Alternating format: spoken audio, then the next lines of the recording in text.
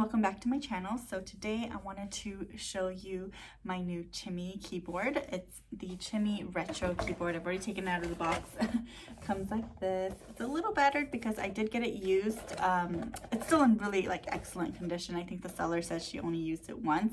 Looks like this for all the other characters, and I got Chimmy because I love Jimin. He is my bias. Now this I think retails for about $66 or something. It's kind of hard to find now. I don't even think you can buy it on Amazon or online, friends. But if you go on Mercari or eBay, there's tons of people that are still selling it. And I think there's still some online retailer shops that are selling it too. I got mine for $40, and it is a thing of beauty. It looks so pretty. I especially love the way it sounds when you're typing. All of this is pretty quiet, except for this.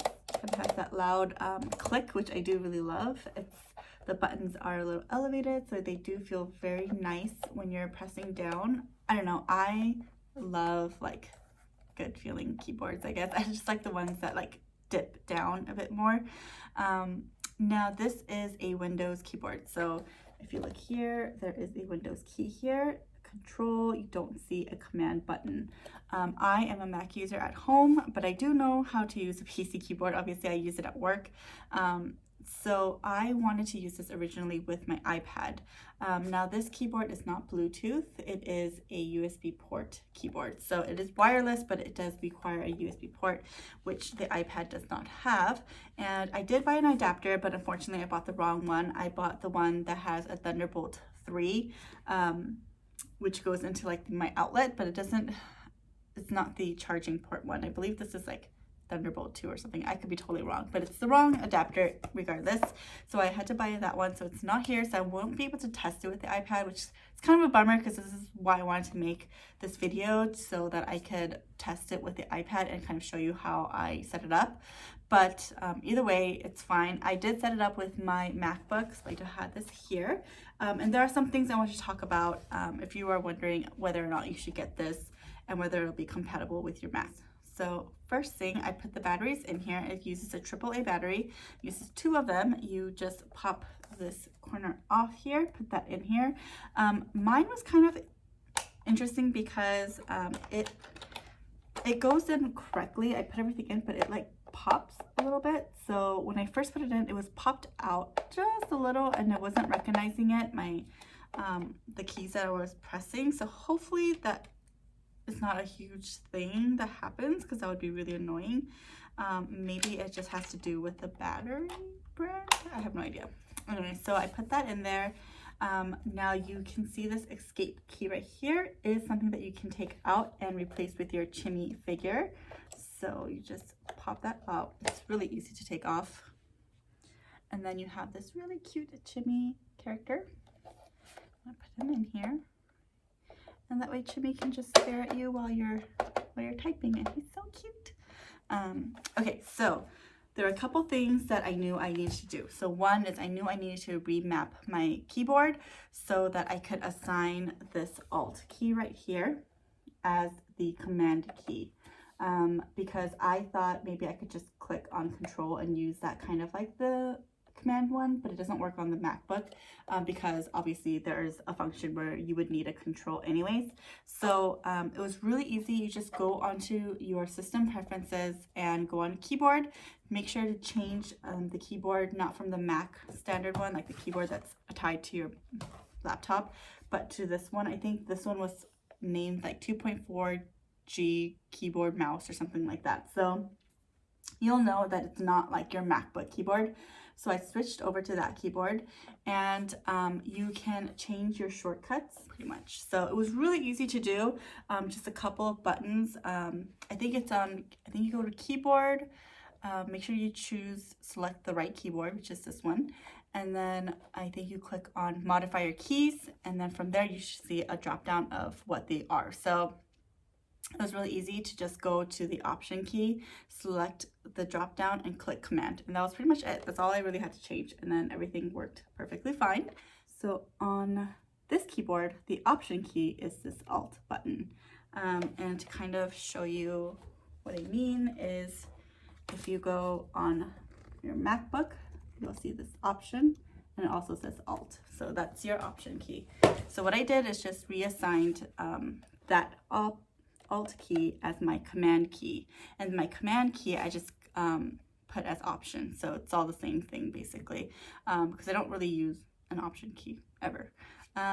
So this one is going to be the Command. This Control stays Control, and then everything else will stay the same. Another thing that I was trying to figure out is how to take advantage of this Hanyong key here. So right here it says Han and Young. So Han just means like Korean, and then Young for Youngeo, which is English. So I'm assuming on a Windows computer you would be able to easily click on this and it would switch between the two languages.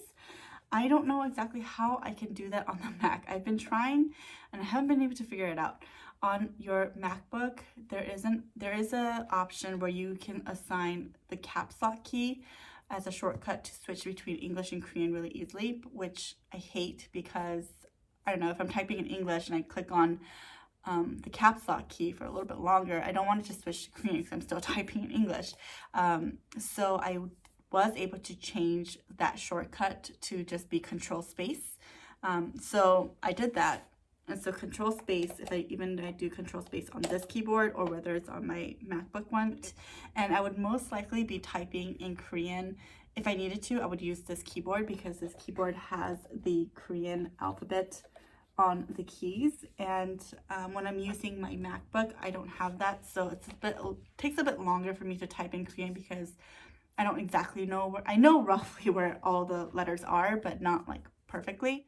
I mean, it's not a big deal doing Control Space to switch between the languages, but I just really love this Hanyong button. I just want to take advantage of it, I guess. Other than that, everything seems to be working pretty fine. I haven't tested everything, obviously, but so far, everything is really, really good.